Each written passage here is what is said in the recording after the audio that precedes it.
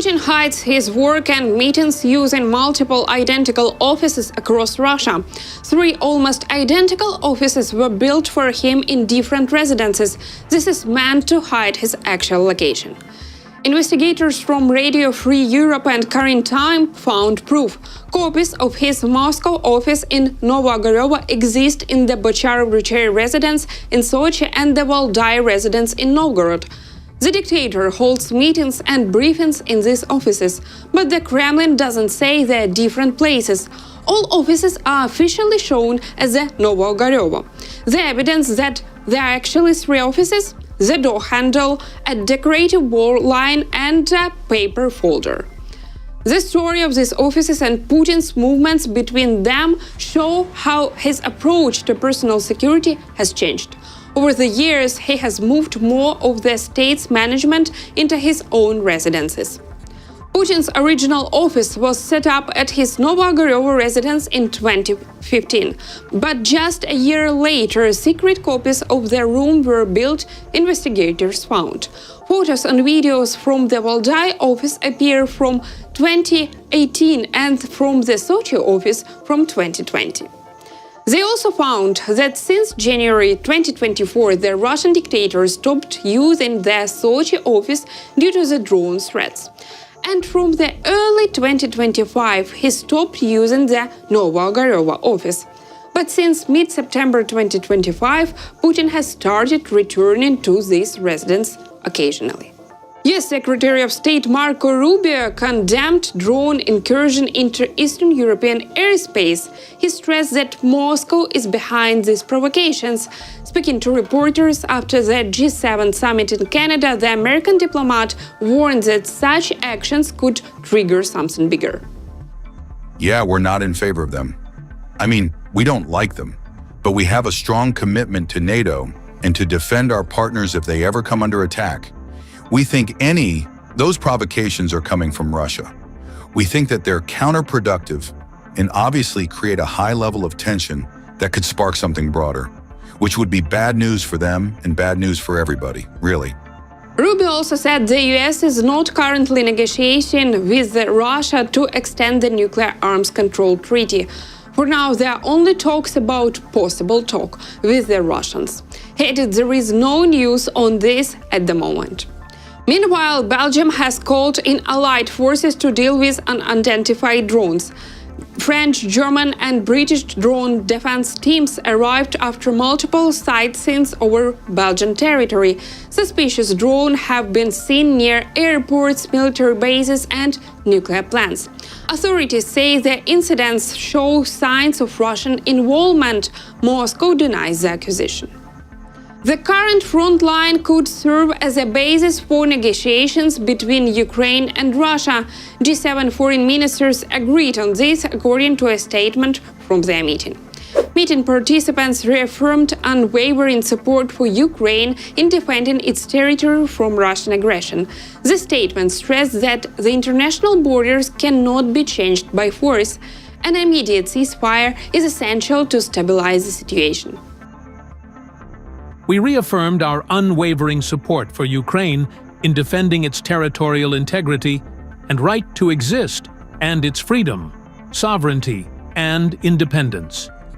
We reiterated that an immediate ceasefire is urgently needed. We agreed that the current line of contact should be the starting point of negotiations. We remain committed to the principle that international borders must not be changed by force. We are increasing the economic costs to Russia and exploring measures against countries and entities that are helping finance Russia's war efforts. G7 foreign ministers confirmed they are ready to step up economic pressure on Russia. They will also target countries and companies that help fund Russian military actions. This statement condemns military support from Iran and North Korea, as well as Chinese dual-use components used in Russian weapons. G7 discussed the coordinated use of frozen Russian assets to support Ukraine. They also stressed the importance of protecting Ukraine's energy infrastructure after recent attacks, crucial for the economy and power supply. The meeting took place on November 11th, 12th, 2025 in the Niagara region, Ontario, Canada. Participants included Canada, France, Germany, Italy, Japan, the UK and the US, along with the EU High Representative. Brazil, India, Saudi Arabia, Mexico, South Korea, South Africa and Ukraine also joined discussions. Key topics included maritime security, strategic resources, economic resilience and energy security. The United States has nearly reached the limit on US sanctions against Russia. Washington is now focused on enforcing existing restrictions. US Secretary of State Marco Rubio made the comments after that G7 foreign ministers meeting in Canada. Rubio said the US has already imposed sanctions on major Russian oil companies. He added that the future steps will focus mainly on enforcing existing sanctions rather than introducing new ones. A lot left to sanction from our part. I mean, we hit their major oil companies, which is what everybody's been asking for. Obviously, those have to be implemented, and it'll take some time to begin to feel it. But, I mean, I don't know what more there is to do. I mean, we're running out of things to sanction in that regard.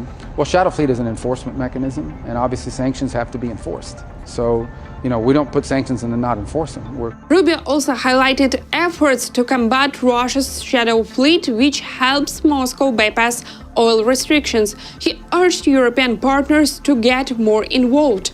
Commenting on Russia's action, he said the Kremlin has made clear what it wants: to take the rest of Donetsk, which is unacceptable for Ukraine.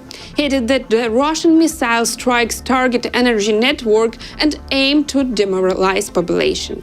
The US is in a constant talks with Kyiv to support its energy system, including equipment and defensive measures.